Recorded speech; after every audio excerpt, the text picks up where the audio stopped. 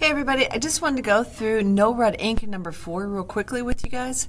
So once you click on, you log in and you click on No Red Ink number 4, you're going to see all of these. Now I just wanted to point out, you do have to do all of them, so obviously you begin with the begin. And once you click through them, you should be all set. But there is a couple I just wanted to go through real quickly with you. So possessive pronouns. The only reason I really need you guys to do this is I saw a big concern when I was looking at the outlines with you guys using apostrophes. You've got to learn that one. That one is a real basic skill that there's pretty much maybe a third in each class that are struggling a little with it, and I think it's just a matter of brushing up on it. So I just want to make sure that you're comfortable.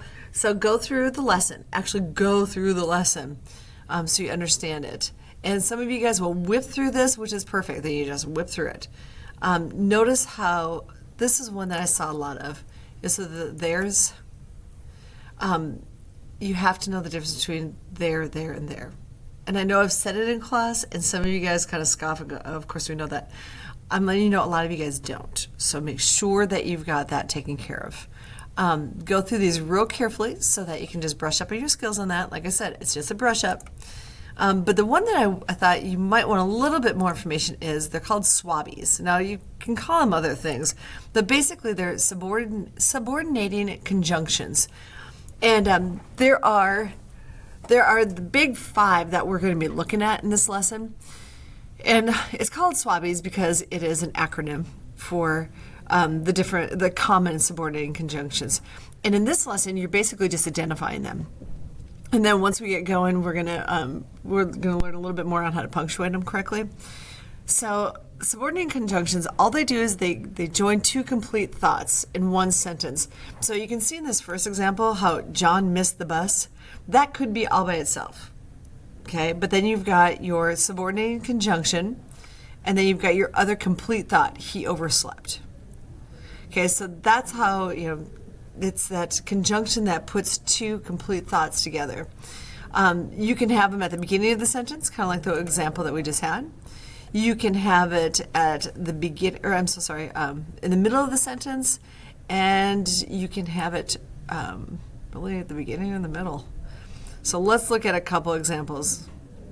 So there's the if.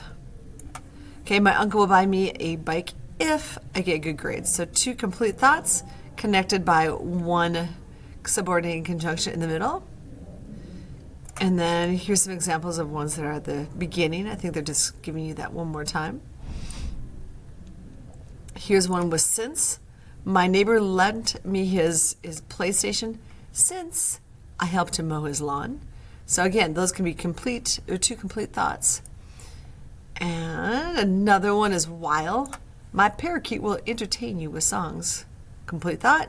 And then you've got while is your subordinating conjunction. I finished making dinner. And then after is the last one. Gloria jumped up and down on the bed. Subordinating conjunction. After she ate 10 sugar cubes, which are really gross. Don't eat those. So the big ones that they're going to be looking at, it's the common subordinating conjunctions of since, when, after, because, and if. I just don't want you to get confused with what a SWABie is. They're just using it as an acronym to kind of help you.